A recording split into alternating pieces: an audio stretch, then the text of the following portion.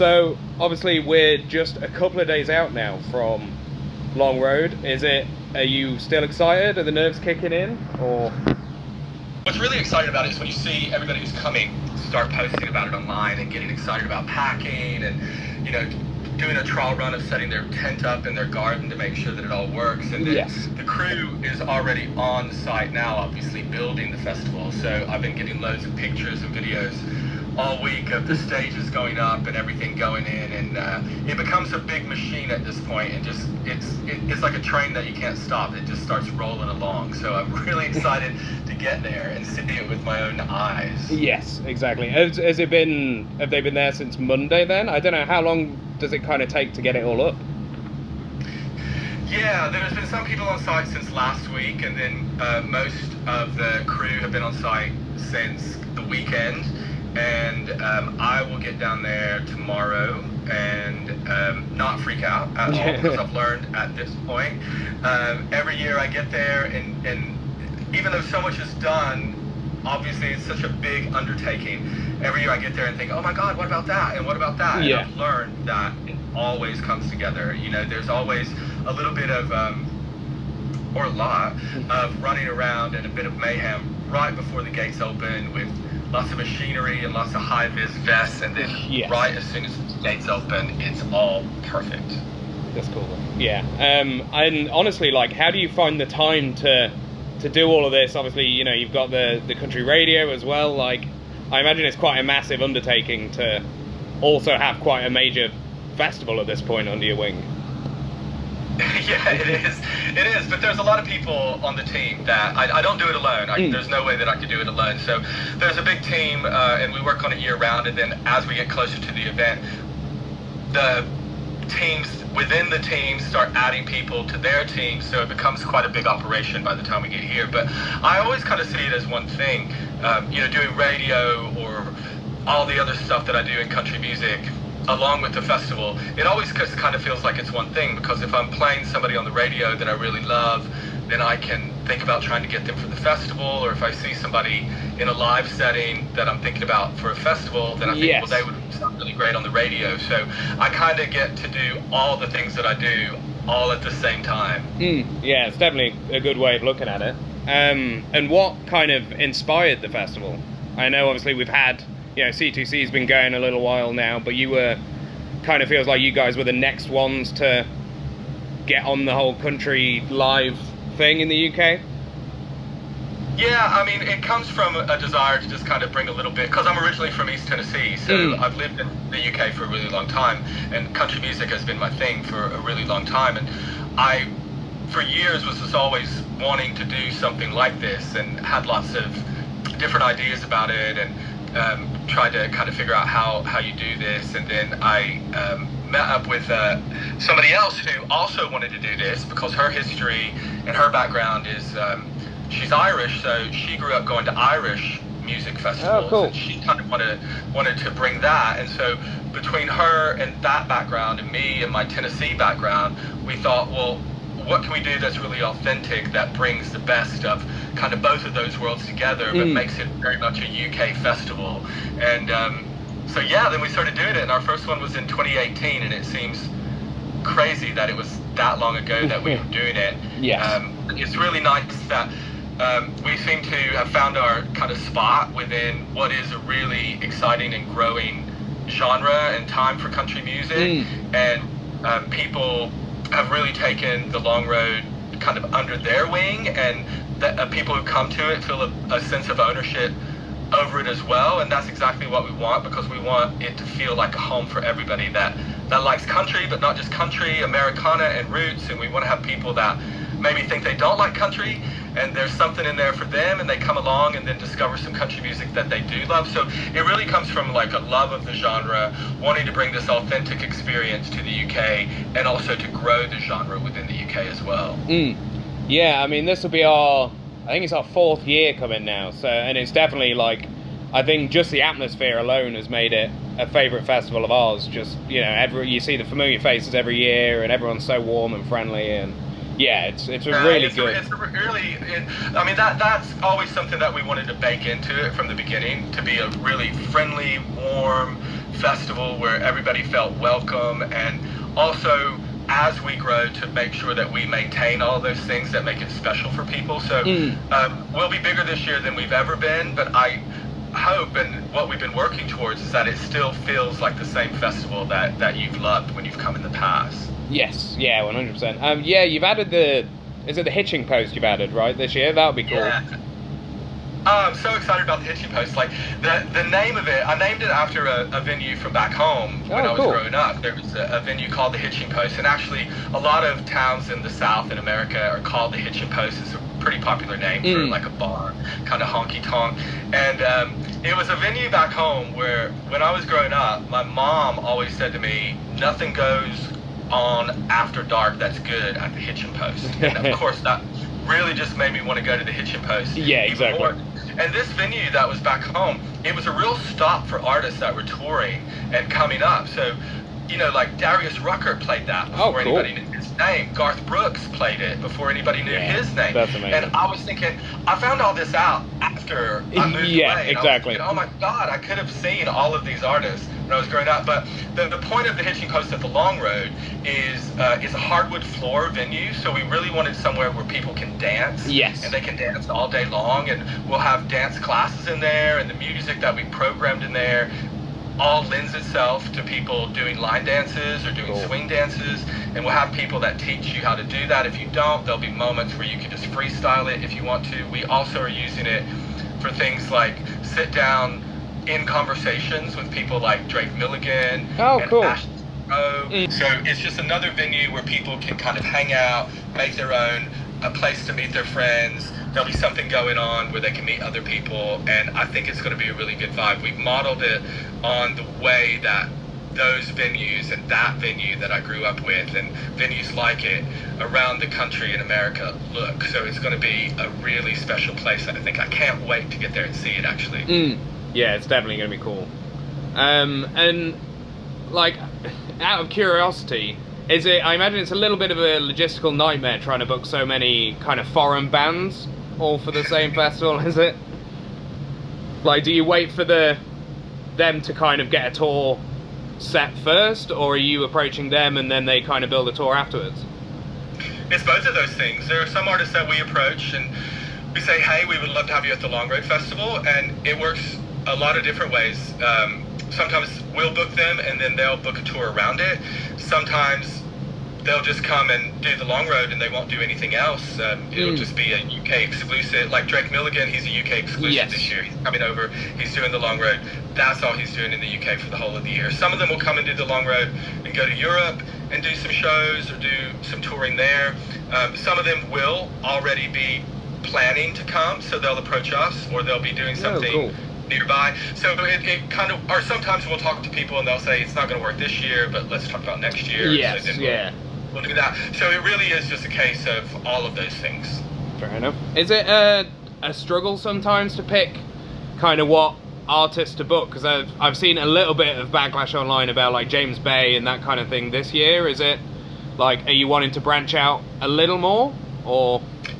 Well, I mean, I think that the goal, one of the goals of the Long Road has always been to get as many people into country music as we could, and to celebrate all the different types of country, Americana, and roots music. And so, actually, if you look at our lineups from year one, we've always had artists that sit just a little bit outside of those core genres, but that aren't completely different. So James Bay is a great example, because I know a lot of people don't think of him as fitting into these categories, but actually he really does.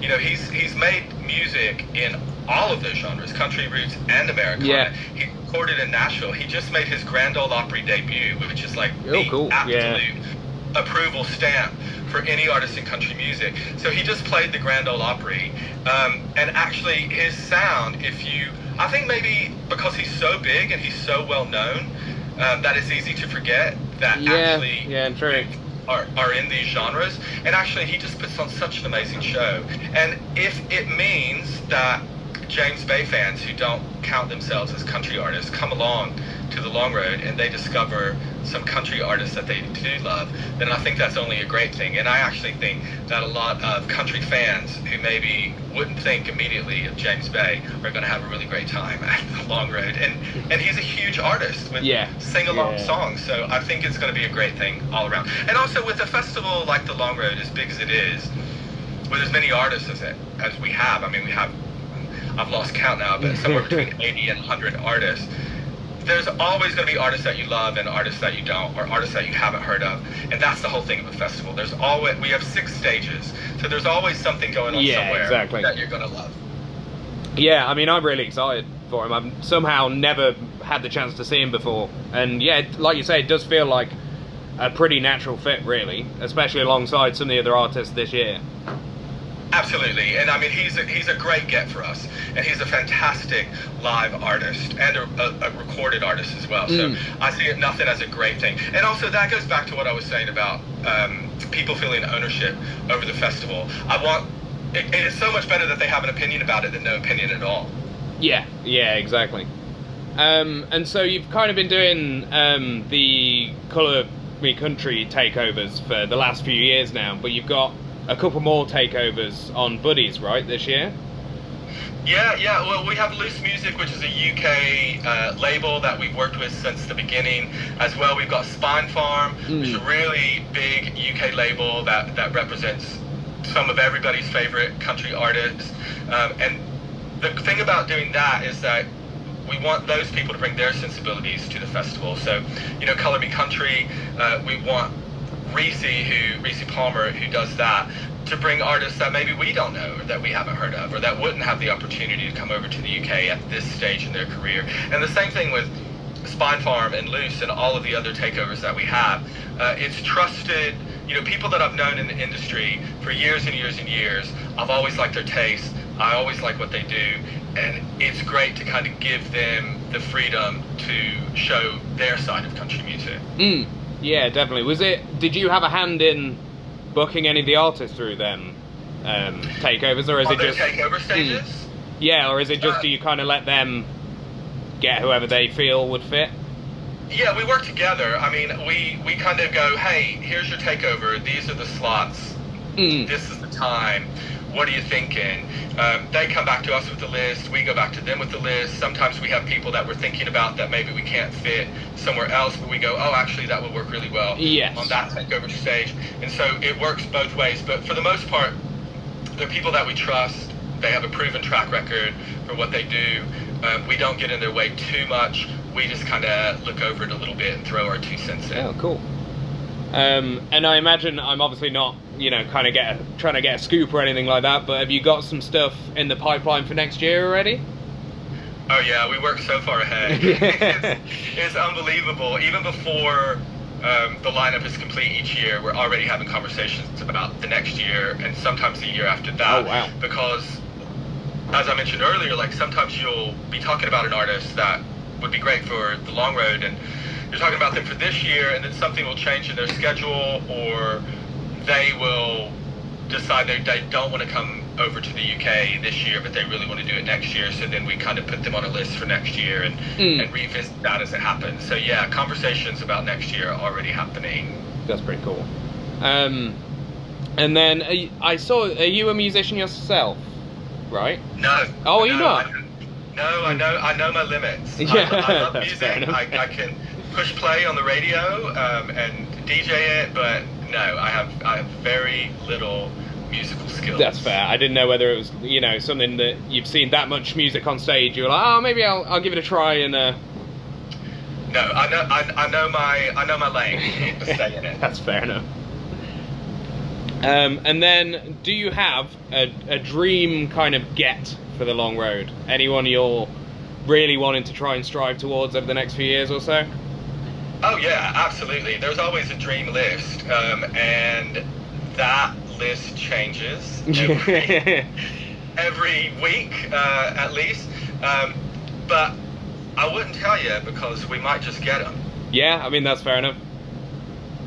It's it's insane to see how much the festival's grown just over the short few years, especially obviously with the gap in COVID as well. Yeah. So it could be anything. I imagine you're quite happy to see it grow. I imagine there's plenty more space on the site that you could expand into if you needed to. Yeah, part of the reason that we picked the site that we picked, I mean, there was a lot of reasons to pick where we are in Leicestershire at Stamford Hall. We looked at a lot of different sites, and this one felt right. Firstly, it felt right. It reminded me a lot of kind of the geography of back home as well, so it looked really great. Yeah, it does, yeah. It's easy to get to from kind of most places in the UK and Ireland, and also because there's room there for us to grow. So, yeah, I mean, I'm quite happy for it to grow. We obviously want to maintain the vibe of the whole festival and the friendly atmosphere and all of that, and so that's why we've been like little by little growing.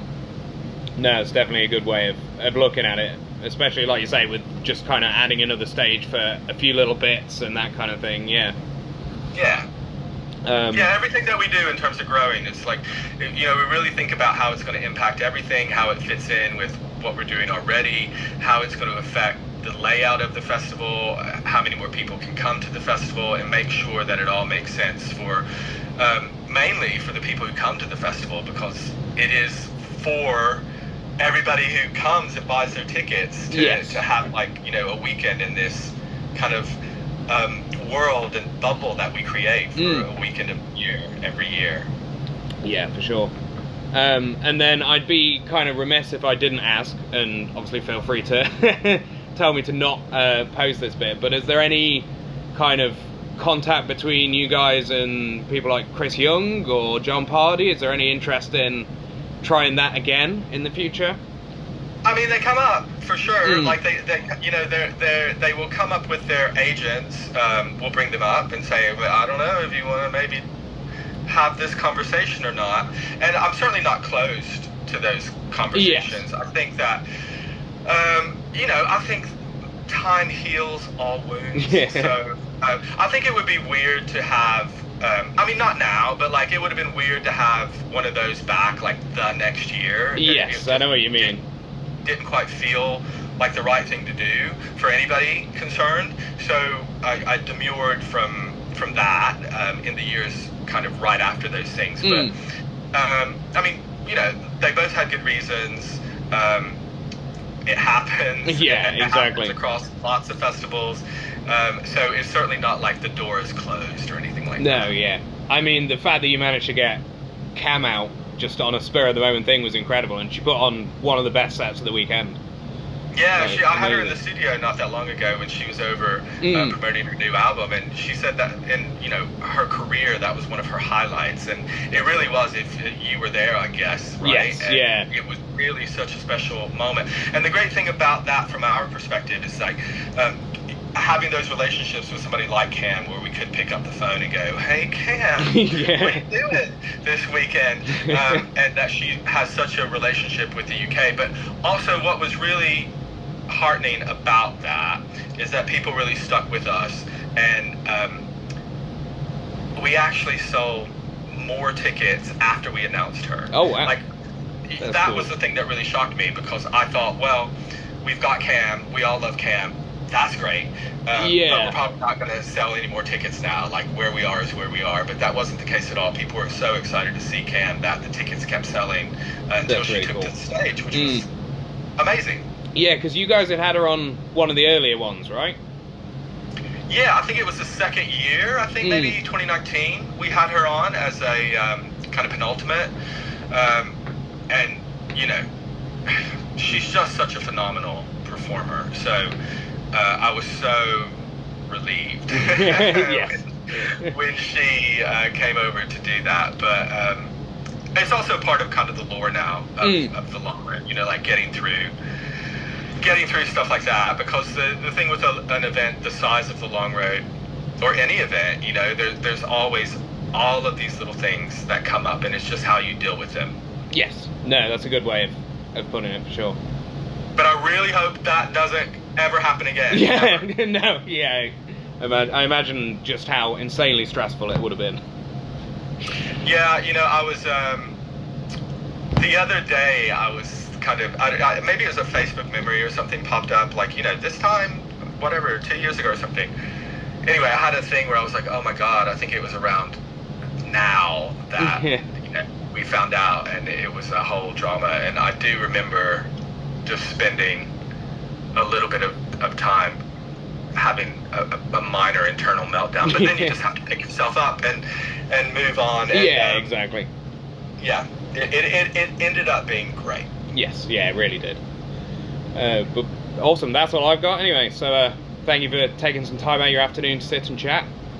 That's great, thank you for, and I'll see you there, right? Yes, yeah, we'll be there. Got a few interviews lined up, so yeah, looking forward to it. Excellent. Well, I will see you there in a few days.